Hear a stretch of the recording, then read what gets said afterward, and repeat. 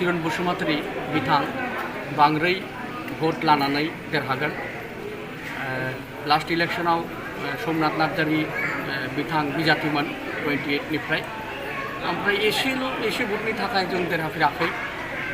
दा फैगौ माबा 30 तारिखआव जे इलेक्शन जागोन 28 आव जों सियरखा आरो हिउज कन्फिडेन्ट जे देरहानायाथ' सियरखा। ओमफ्राय मोनब्रै नङा मोनबा कन्स्टिटुयेन्सि दङ, मोनबा ब्लक दङ 28 नि गेजेराव। ओंखायनो मोनबा ब्लकनि गेजेराव बे सराइबिल समष्टि गुरुफेला सराइबिल समष्टियाथ' रेजाल्टआ साबसिन मोजां जागोन, जानायाथ' जागोन। ओमफ्राय जाय मोनब्रै बाद बाखि दङ मा होनो श्रीरामपुर दङ, जमदुवार दं, कुसुगाव एसेल' दं, ओमफ्राय गुमा दं। माबा दाखालि महाजोतमोन BPF UDF कंग्रेस जौ खेलिदोंमोन, किन्तु नैबे इलेक्शनाव महाजोत गैला, गावनि बिजाथि हरखाबाय। BPF नि गावनि केन्डिडेट, UDF नि गावनि केन्डिडेट, कंग्रेसनि गावनि केन्डिडेट, किन्तु जोंना मित्रजोत सेमखा आगोल बादि AGP UPPL ओमफ्राय BJP। आरो जों 7,000 भोटनि थाखाय देरहाफेराखै, किन्तु इलेक्शननि उनाव गुबुन माबा जायगानिफ्राय 28 नि गेजेराव गुबुन रायजो राजाफोर माने जायगानिफ्राय फैनानै BJP आव जइन खालायदों।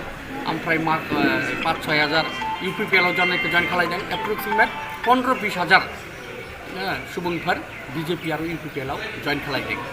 तो ओरैनो नों सियरखा जे जिहेतु जों 7,000 भोटनि थाखाय जों माबा देरहाफेराखै आरो इलेक्शननि उनाव खमसे खम 20 हाजार सुबुंफोर जइन खालायदों। तो जों ओरैनो गावनि मेगनजों नायनो हायो जे जों 15,000 20 हाजार भोट लानानै जों देरहाफेराखै। गुरफेला एरियायावहाय मोनसे हस्पिटाल दङ सार, दा बेयाव मोजां डक्टर गैया, दा बेनि सायाव सारा मा बुंगोन? खालि गुरुफेलानि खोथा नङालै बुंबाय, मा होनो बे खोथा कमप्लिट आसामनि गेजेराव BTR नि गेजेराव मेनफोर एसे प्रब्लेम दङ। किन्तु बे मानसिफोरखौ मारै बारायनो हायो आरो बे प्रब्लेमखौ मारै सल्भ खालामनो हायो जों अलरेडि सिन्था खालामगासिनो दङ। जोंनि BTR नि गेजेराव मोननै मेडिकेल कलेज जागासिनो दङ। मेडिकेल कलेज जानायनि लोगो लोगो जाय हस्पिटालाव माने प्रब्लेम दङ, डक्टर गैया, स्टाफ गैया, टेक्निशियान गैया, जों 2-3 बोसोरनि उनाव मेडिकेल कलेज माने कमप्लिट जानानै लोगो लोगो ओमफ्राय जों भेकेन्सिखौ बा भेकेन्टखौ फिलआप खालामनो हागोन।